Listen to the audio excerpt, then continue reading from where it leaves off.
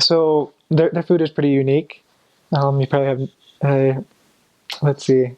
I was reading a book and they said think of Indian food, Chinese food, Japanese food, well, maybe another one. And they said it's exactly not like those. So unlike Japanese food, it's not small and expensive, it's big and cheap.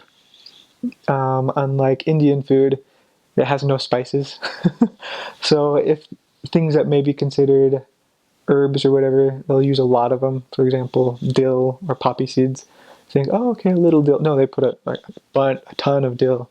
Or you think, oh, poppy seeds, I like poppy seeds, and they put like 4 cups of poppy seeds, or maybe an entire poppy seed cake, like kind of like we'd have pecan pie. It almost, I think you might even call it like a poppy seed pie.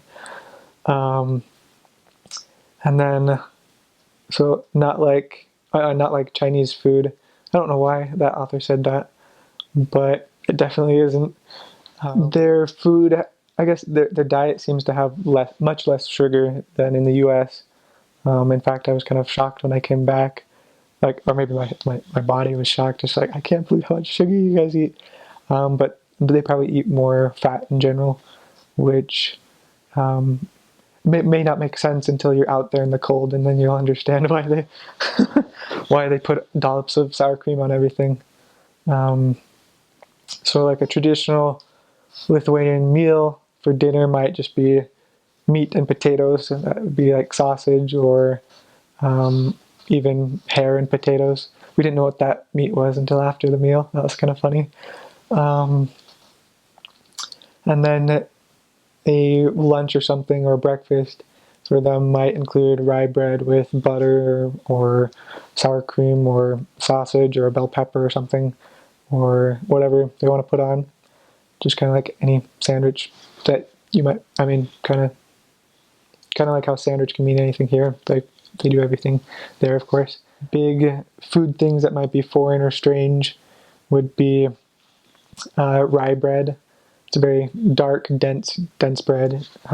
Nothing like, I can't find it here in America. They also like making gira, which is a non-alcoholic bread version of that. It's kind of like liquid rye bread.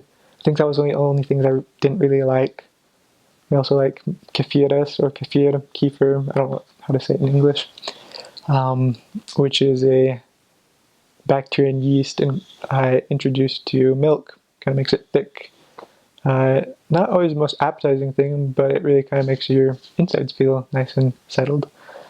And then their national dishes are pretty fun, which would include zeppeline or zeppelins, which are potato-sized potato dishes. They I don't know exactly how it's done. They'd always told us they like boil it or something and take out the starch and put it back in or something. And they make this dumpling dough and fill it with, and they put meat on the inside and they'll just like wrap it up and boil it for about 20 minutes and then take it out and put sour cream on it. And it's a really unique food because you probably won't try anything like that in America, mostly because the texture is so rubbery and you wouldn't expect that from a potato dish. But I don't know, I think it'd be pretty interesting to study scientifically because I think that my theory is that they kind of like cross-link and polymerize, and that way it stays in your gut longer than potatoes would, so you kind of can stay warmer all day long. Because I liked eating those before a nice cold day. And in the summer, they have cold borscht soup, which is that first thing, kefiras with beets, pickled beets, and together they're pretty good.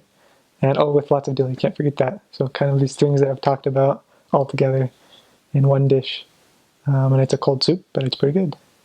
It's really good, but it looks really strange. It's bright pink, kind of like Pepto-Bismol.